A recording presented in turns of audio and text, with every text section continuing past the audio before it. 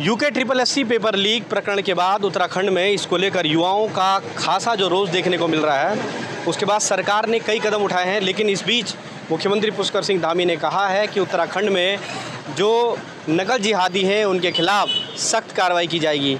इस पर जनता क्या सोचती है कि आखिरकार जो ये मुद्दे हैं, क्या इसको भी जिहाद से जोड़ा जाना सही है, या इस पर क्या वो समझते हैं? आपका नाम पहले जानेंगे। मेरा नाम वीरेंद्र सिंह राणा।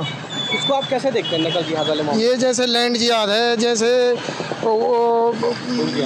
हाँ लव जिहाद है, वैसे ही ये भी एक जिहाद है और सरकार को बदनाम किया जा रहा पूरा। हाँ, इसकी तह तक जांच होनी चाहिए, इसकी जांच सीबीआई को मिलनी चाहिए। आपको लगता है कि सख्त कानून बनने के बाद भी जो है इस तरह के मामले सामने आ रहे हैं? ये सरासर सरकार को बदनाम करने के लिए किया जा रहा जी। ठीक है जी। हाँ, ये मोदी जी को बदनाम करने के लिए किया जा रहा है और देश में दंगा कराने के लिए किया जा रहा है, ताकि दंगा भड़के। आपसे जानना चाहेंगे, आप भी एक अभिभावक हैं, बच्चों के साथ जो हो रहा है उसको आप किस तरह से देखते हैं? जो हुआ तो गलत है, लेकिन इसको जिहाद विहाद नहीं कहा जाएगा। ये तो गैंग होता है, अपना अपना काम करता है कि भाई पेपर आउट करना और बताना। वैसे ये जिहाद मेरी समझ में कोई जिहाद जैसी चीज़ नहीं। अभी तक जो सरकार ने स्टेप उठाए हैं उसको लेकर आप क्या कहेंगे? सही है उनके निर्णय जो लिए गए? एसआईटी गठित हुई है? नहीं, स्ट्रिक्ट एक्शन तो होना चाहिए नकल करवाने वाले पे। हाँ, नकल करवाने वाले पे स्ट्रिक्ट एक्शन होना चाहिए बस। युवाओं की मांग को किस तरह से देखते हैं? धन्यवाद। ये जो यूके ट्रिपल एससी वाला पेपर लीक वाला मामला चल रहा है, जी सरकार का कहना है कि ये भी किस्म का जिहाद है। देखिए, सरकार तो हर चीज़ पे ऐसे बोलती है, जिहाद लगा देती है ज़्यादातर। ये जिहाद वो जिहाद, आप काम भी तो करिए ना उस पर। हम मान रहे हैं, आपका सपोर्ट कर रहे हैं, लेकिन आप कर क्या रहे हैं हमारे लिए? अभी जो इतना बड़ा मुद्दा चल रहा है, यहाँ पे एक बीजेपी का नेता नहीं आया अभी तक। क्यों नहीं आया? हम कारण पूछना चाहते हैं कि आप भी शामिल है क्या कहीं उसमें, इसलिए आप बाहर नहीं निकाल रहे। कोई नेता बाहर नहीं आ रहा। चुनाव के टाइम पर आप बिल्कुल हाथ जोड़ जोड़ के घरों में आते हैं कि हमें वोट दीजिए, वोट दीजिए। अभी यहाँ पे कोई नेता नहीं आया।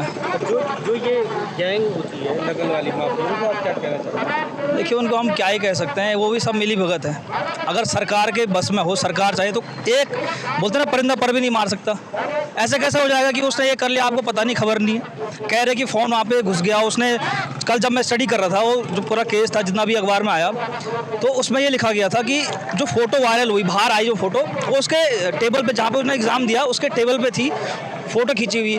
तो जो एग्जामिनर था वो हॉल में, वो क्या कर रहा था वहाँ पे? उसने देखा नहीं उसको फ़ोटो लेते हुए। फ़ोन कैसे अंदर आया? इसका जवाब मैं चाहिए ना, क्यों नहीं दे पा रहे आप जवाब? बस आप बोले कि 3 ही पन्ने बाहर आए, 3 ही पन्ने, यही मुद्दा है उनके पास। आप पुलिसों को आगे खड़े कर देते हैं अपनी सफाई के लिए, लेकिन खुद कुछ नहीं कह रहे जी। आप क्या बोलना चाहेंगे इस मुद्दे पे? सरकार कह रही कि ये भी एक जिहाद है जो इस तरह का काम करता है। सर, पूरा मैटर ये है कि उत्तराखंड में जो है बड़े तौर पर जो है धांधली हो रही है। पेपर माफिया हाकम सिंह तो बस एक मोहरा है।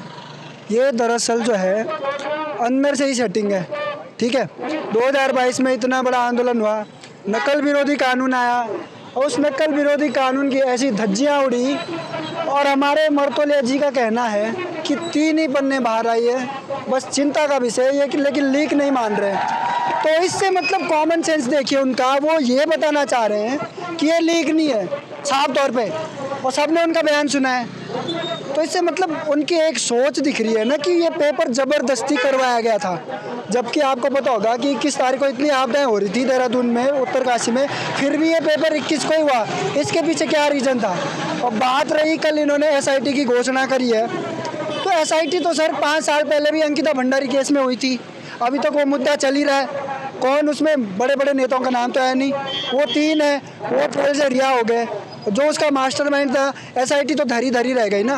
और एसआईटी इन्होंने रखी है पेपर लीक में, 1 महीने में रिजल्ट देंगे। अखबार पे है कि 1 महीने में रिजल्ट आएगा। आप भी यहीं हो, मैं भी यहीं हूँ। अगर 1 महीने में वो कर देंगे ना, तो हम धरना बंद कर देंगे। ये मिली जुली प्रतिक्रियाएं हैं। सीएम धामी ने जो बयान दिया है कि जो ये नकल जिहादी हैं इनके खिलाफ सख्त कार्रवाई होगी। अब देखना होगा कि आखिर छात्रों का आंदोलन कब तक चलता है, क्योंकि इस धरने को 4 दिन हो चुके हैं और अब तक जो छात्र हैं वो डटे हुए हैं। देहरादून से कैमरा पर्सन अरुण प्रदेशी के साथ पवन नौटियाल, वन इंडिया हिंदी के लिए। Subscribe to One India and never miss an update. Download the One India app now.